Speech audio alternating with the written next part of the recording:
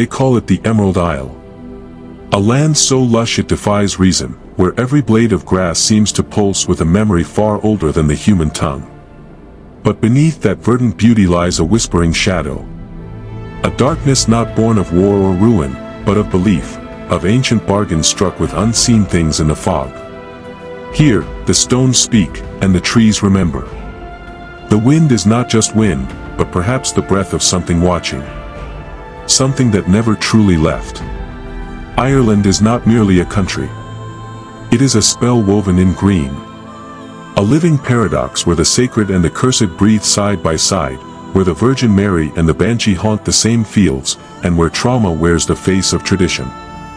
This is a land of saints and sinners. Of storytellers and silence. Of women buried twice, once in the ground, and once beneath shame. And if you listen carefully, through the fog and the folklore, you might just hear it, the quiet, trembling voice of a nation that has never stopped bleeding. Ireland, bathed in jade-green meadows and crowned with skies of endless gray, has always been a land of contradictions. It is a nation that celebrates life with fiddles and laughter, yet mourns it with whiskey-soaked tears beside the corpse in the parlor. To outsiders, the Emerald Isle is quaint, poetic, mystical. But for those who dare to look beneath the green veil, there exists a much older Ireland, darker, crueler, and bizarre beyond reckoning.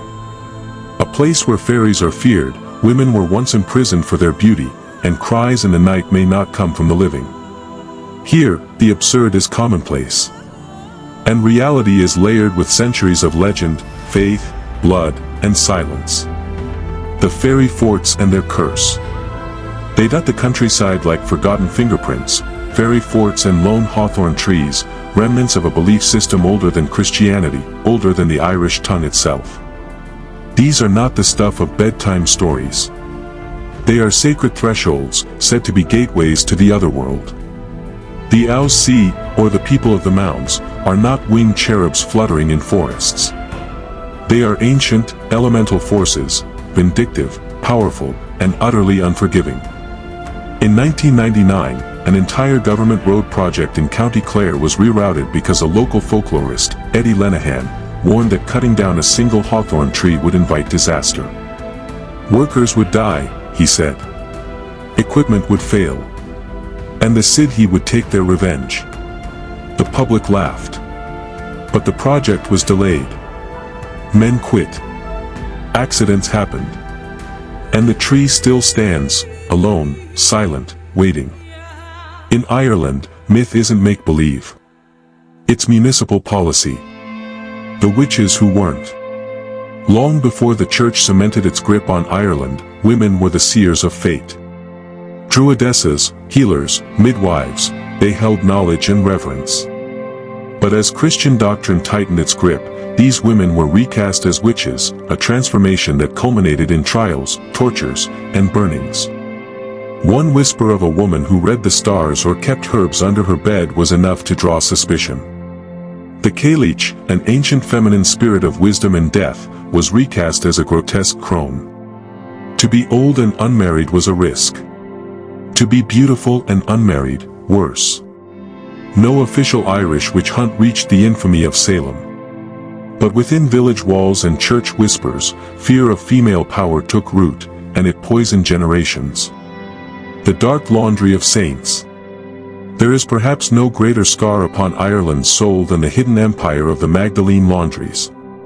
From the 18th century until 1996, thousands of women, some raped, others merely deemed immodest, were imprisoned in these church-run penitentiaries. They were made to wash clothes for the wealthy, stripped of names, rights, and identity. Children born out of wedlock were seized. Infants were sold overseas for adoption. And in the cold stone walls of these laundries, women died unnamed. No trials. No sentences. Just silence. When mass graves were discovered behind one of these institutions, the truth spilled like blood in the dirt. Only in 2013 did the Irish state formally apologize. But apology, in the face of such pain, is a faint echo in a vast chamber of cries. Banshee, the wailing woman. Her cry is not heard with the ears, but with the marrow of your bones. The Banshee, Ireland's most famous ghost, is said to appear before death strikes. She's no spectre of peace. She's rage, sorrow, and mourning incarnate. Some see a maiden brushing her silver hair beside the river. Others hear only her keening, a scream so sharp it shatters sanity. In folklore, she is the herald of death. But many scholars believe she is something deeper, a lingering shadow of generations of grieving women, mothers who lost sons to famine, to war, to silence. Wives who stood at empty shores. Daughters silenced by shame. Her scream, perhaps, is theirs. The sinful body and the virgin ideal. In Ireland's deeply Catholic culture, the female body became battleground and burden. Contraception was illegal until 1980. Divorce? A constitutional impossibility until 1995. A woman who became pregnant outside marriage was cast out, sent to laundries, or made to give her child away. The very act of desire branded her fallen.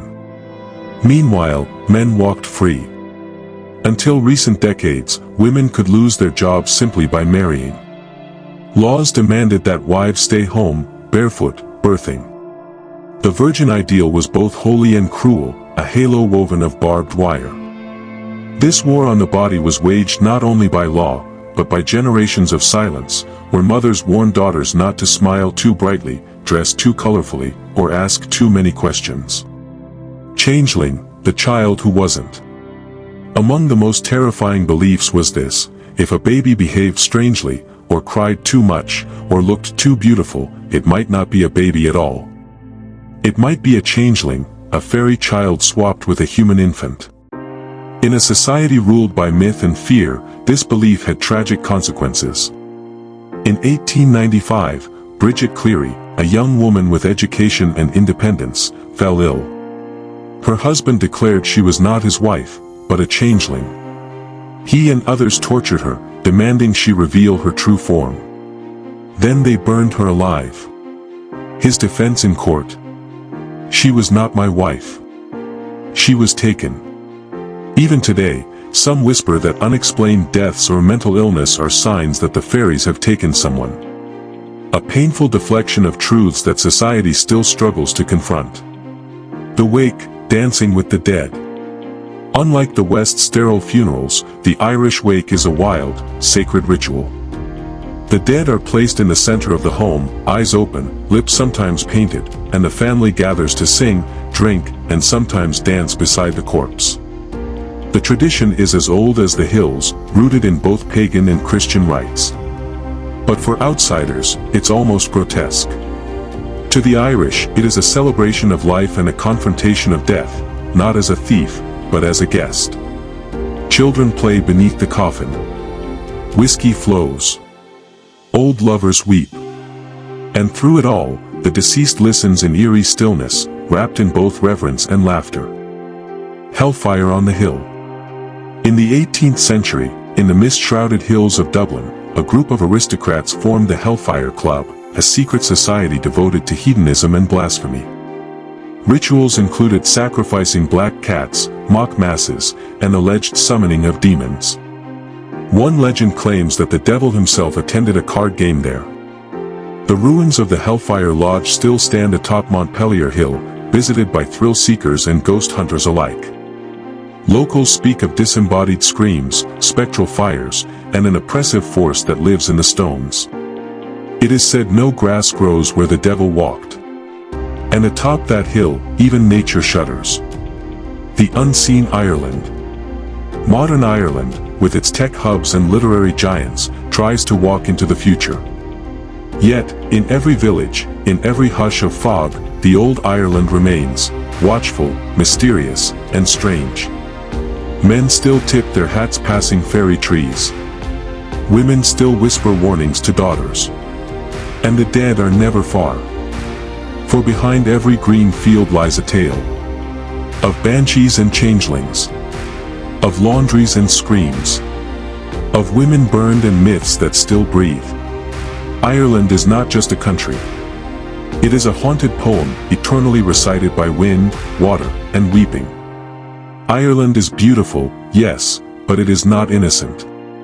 Behind its postcard castles and cliffside vistas, it guards a memory too fierce to name. One of holy men who did unholy things.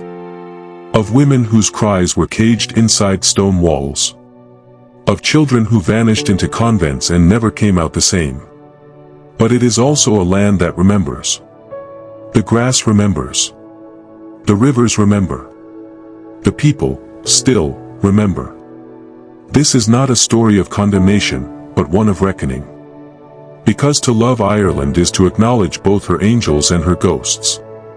To celebrate her music while hearing the silence beneath it. To walk her sacred grounds and know whose bones lie beneath your feet. Fairies may still dance in the hollows. The church may still cast long shadows. And the women, the women, still rise. From Magdalene to myth, from Banshee to mother, from cursed to courageous. They rise. Ireland is not just where the past lingers. It is where the past demands to be seen. So remember this the next time you stand in her green fields. You are standing on stories. And stories, in Ireland, never die.